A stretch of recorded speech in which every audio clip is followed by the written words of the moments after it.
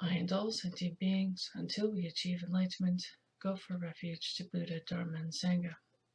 I and all sentient beings, until we achieve enlightenment, go for refuge to Buddha, Dharma, and Sangha. I and all sentient beings, until we achieve enlightenment, go for refuge to Buddha, Dharma, and Sangha. Through the virtues I collect by giving and other perfections, may I become a Buddha for the benefit of all. Through the virtues I collect by giving and other perfections, may I become a Buddha for the benefit of all. Through the virtues I collect by giving and other perfections, may I become a Buddha for the benefit of all. May everyone be happy. May everyone be free from suffering. May no one ever be separated from their happiness. May everyone have equanimity, free from hatred and attachment. The ground sprinkled with perfume and spread with flowers, the great mountain, four lands, sun and moon, seen as a Buddha land and offered thus, may all beings enjoy such pure lands. I offer without any sense of loss the objects that give rise to my attachment, hatred, and confusion, my friends, enemies, strangers, our bodies and enjoyments. Please accept these and bless me to be released directly from the three poisons. Idam Guru Ratnam Mandalikam Niryatayomi.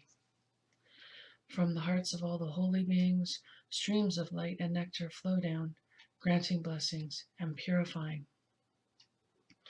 Tsongkhapa, crown ornament of the scholars of the land of the snows, you are Buddha Shakyamuni and Vajradhara, the source of all attainments.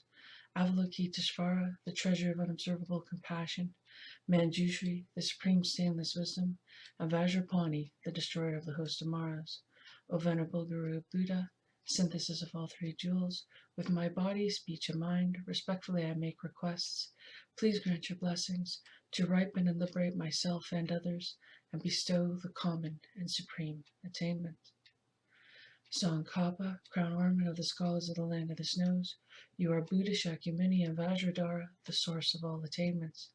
Avalokiteshvara, the treasure of unobservable compassion, Manjushri, the supreme stainless wisdom, and Vajrapani, the destroyer of the host of Maras.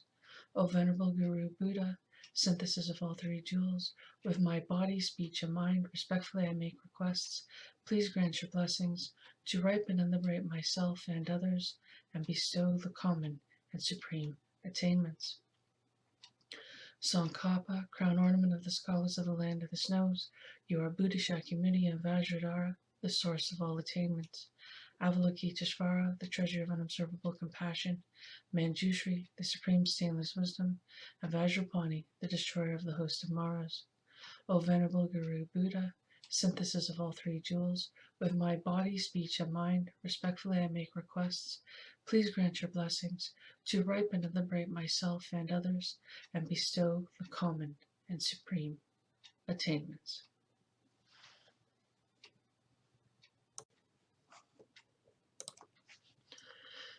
I am making this podcast to fulfill the requests of Grandmother Earth and each one of the Inuit who have asked me to heal all of their people, and for the Aboriginal elder from Australia who has asked me to reawaken all of his brothers and sisters.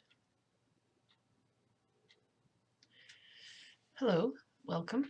Thank you for joining me. My name is Kathleen. The spirit name I have been given is White Buffalo Calf Woman. Today's episode is entitled, What Exactly is Karma? If you have been listening to my podcasts, you will have heard me talk about karma and that I plan to do a series of podcasts on the topic. Well, this is the beginning of that series. The topic of karma is a large one. Many people know of a simplified version of it, but it is much vaster and deeper than you may know. In this podcast, we'll look at the basics. The definition of karma is action. Karma means action. Any action you perform is karma. Any and every action you perform is karma. When you perform a positive action, that is positive karma. And when doing negative things, that is negative karma. We have all done both positive and negative actions. All of us. In my last podcast, I talked about past lives, which are vital to this topic of karma. We all have what I like to refer to as a storage locker of karma that we have always had. Every action you have ever performed in all the lifetimes you have ever lived has been put into that storage unit. Since most of us do not remember our past lives, we have no way of knowing exactly what is in our personal karma storage unit. You may believe you have not done many negative things in this life, so you may be under the delusion that you couldn't possibly have much negative karma stored in there. We all have a giant mountain of negative karma just sitting there, waiting for the right circumstances to occur so that it can ripen on us. How can you know this is true? Well, do you know someone that is basically a good person, that acts with kindness and rarely does anything negative? Do they still have bad things happen to them? Of course they do. Why? Bad things happen to nice people because it is the negative karma they have brought with them into this life from their past lives.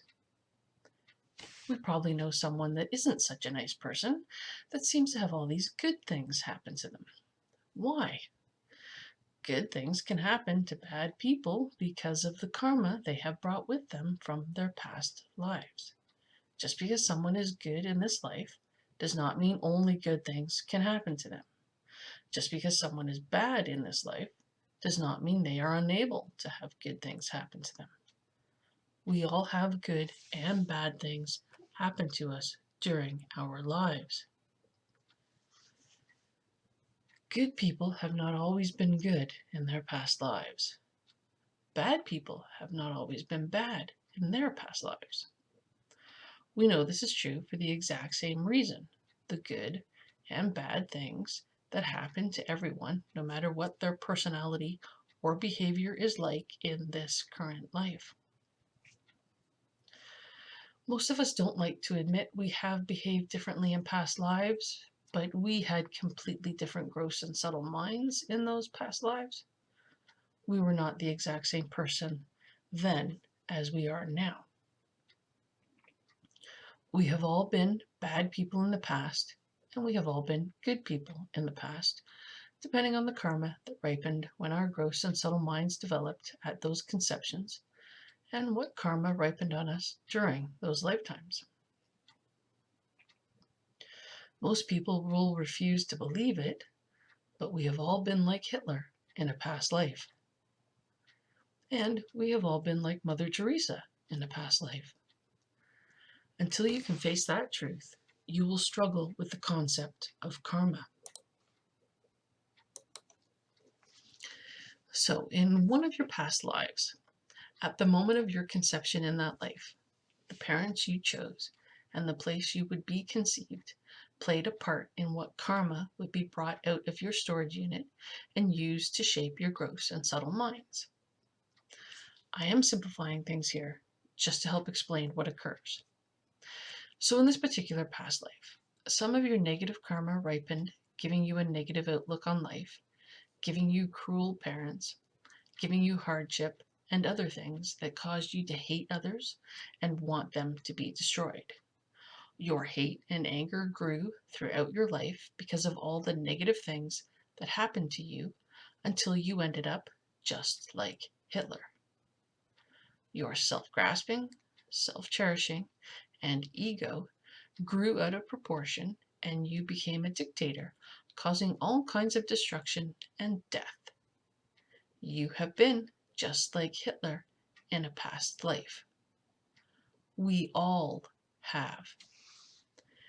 You can take the same idea and apply that to having a life like Mother Teresa.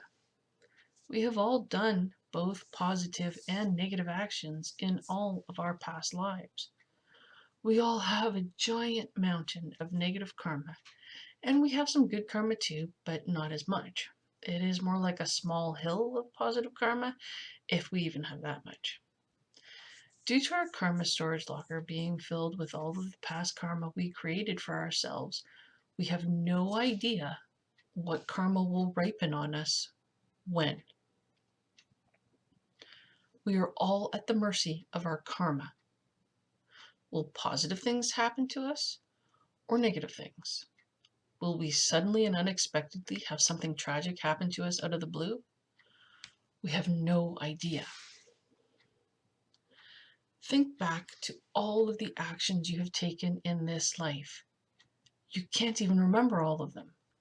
You cannot remember every single thing that has happened to you in this life, so you don't even know all of the karma you've put into your storage locker from only this one lifetime. Never mind all the past lives you've lived. You have no way of knowing what is waiting for you. The thing I fear is not knowing what negative karma is waiting to ripen on me. I know it is completely possible that I have been just like Hitler in a past life, or even worse. I am aware that I have lived countless lives and performed unknown amounts of negative actions. That negative karma is all just sitting in my storage unit, waiting for all the pieces to come together to finally zap my butt and teach me a lesson. Will I finally learn from my mistakes and clear that negative karma up? Or will I make things worse and add even more bad actions to my storage?